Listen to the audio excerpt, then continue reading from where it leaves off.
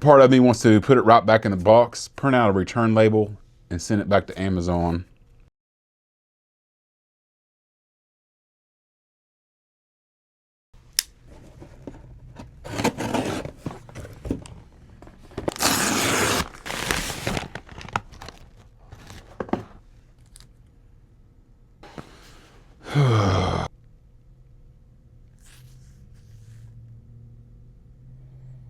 So I got all my stuff in yesterday. The Lumix S1 Mark II. And like I say, it was a $700 savings on that camera, which is pretty significant savings. With those savings, I got a Cage CF Express Type B card, 512 gigabytes. Part of me wants to rip this box open like it's Christmas Day and just start ripping through the menus and getting everything set up just how I want it. The other part of me wants to put it right back in the box, print out a return label, and send it back to Amazon, to be honest with you. I haven't quite decided what I'm going to do yet. When I think about this camera and what it offers me over what I already have in the Sony, we can talk about that a little bit, and I'll probably leave some stuff out, but there's kind of the main highlights. Open gate, up to 60 frames per second. You know, YouTubers and production type people and filmmakers and those types of people, they go on and on about open gate, and I understand why it's important to some people out there. But I've had cameras with open gate, never really used it, just a whole lot. Didn't really care for it when I did use it. In fact, I hardly ever use it on the S9. Why? Because I'm just doing videos like this. Open gate is really not that important to me to do videos like this. I can see that I'm in frame, reasonably in frame, and I don't need to readjust everything. And then when you shoot an open gate, every clip that you shoot has to be readjusted if you're going to deliver in 16:9. I don't ever post short form content, ever. And then also when I do every now and then, but I find that when I shoot in 16:9, I'm able to get what I need out of it. 9:16 most of the time. Now, it might not be in the best resolution, might not be in the best, way possible to do it, but for me, it kind of works. I'm just not really sold on open gate. I know that's blasphemy to all the Panasonic people out there, but it's not that I don't like it. It's just that I just haven't found a good use for it. And for me, and this is my camera, so am I going to use it or not? I don't know. You get better stabilization. Which, yeah, that it is true. The stabilization is much better in this Panasonic camera. However, the A1 II that I found is pretty decent. My zoo video, I was using a combination of dynamic active stabilization and then running shots through gyro flow, which is, an extra step in processing, but the footage comes out absolutely smooth and almost perfect. In-camera stabilization, the Lumix is better, but the overall picture, I don't know that that's even a valid argument, to be honest with you. Now, if you're using anamorphics and all that stuff, hey man, that's not my area. So if you want to say, oh, that has anamorphic stabilization, that's cool, man. Like, I understand.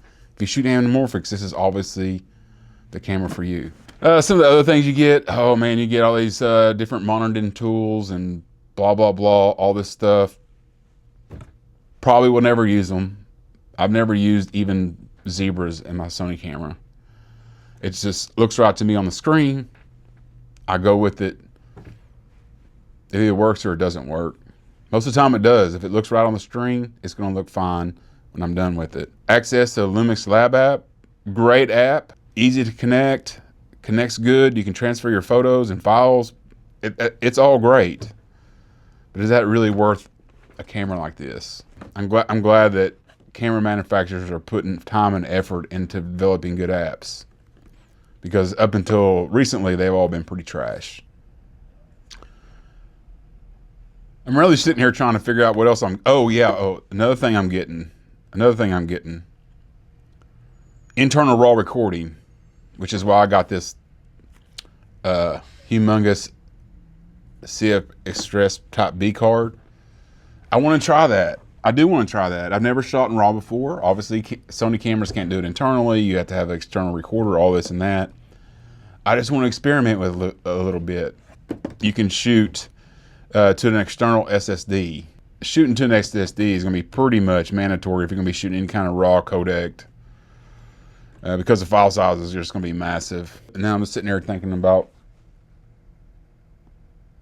what else I'm going to get over my Sony. I'm sure there's a lot of things that I'm missing. I'm sure there's a lot of things that people will point out in the comments, because Panasonic fanboys, they're brutal, man. They're brutal. At least I'm giving it a go, I guess. The part of me that wants to box this thing back up and send it back to Amazon is actually setting the camera up. I actually dread setting this camera up. Like I say, I've had this camera in the past. I've made several videos about it, and I know what I'm getting into as far as the setup goes.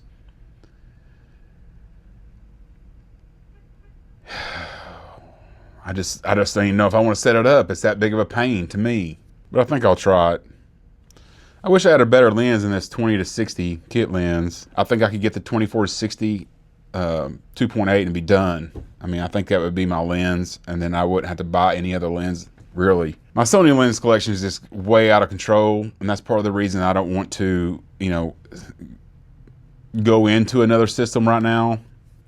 Like, I had the Fuji, but all the Fuji lenses I already had from previous cameras. I sold the cameras, didn't have a Fuji body for a while, and just kept those lenses because I knew eventually I'd probably buy another Fuji camera.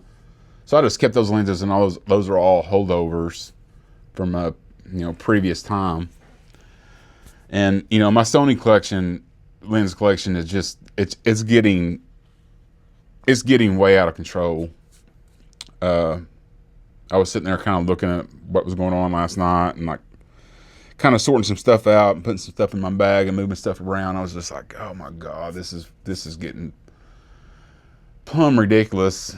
And that's what happens when you take on a lot of genres. If like you want to do portraits one day, you want to do video the next day, and you want to vlog, and you want to do wildlife, and you want to do this and that, you just start collecting all these lenses, and it just after a while it just becomes overwhelming, and you don't even know what to take with you.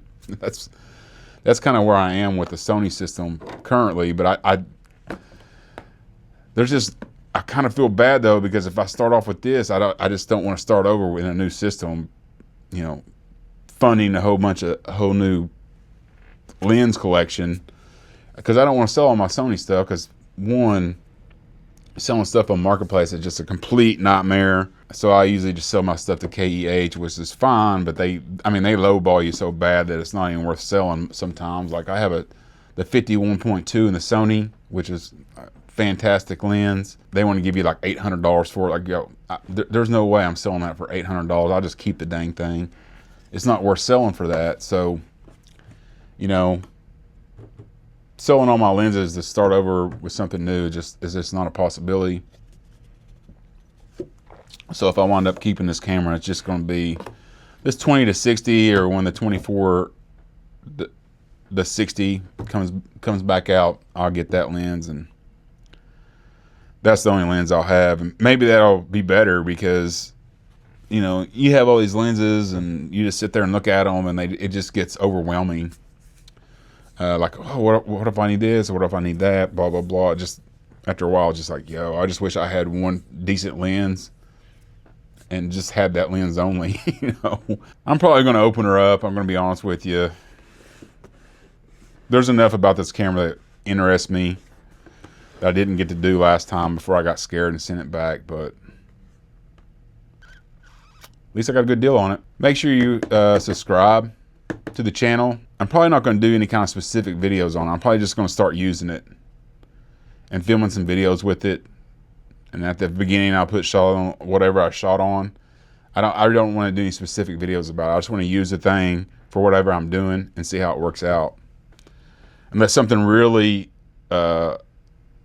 impresses me or pisses me off to the point where I think I had to make a video about it. So that's probably what I'm going to do. I'm just going to do videos with it and let you know that what it's shot on, and kind of go from there. I don't want to talk about this camera at all, really.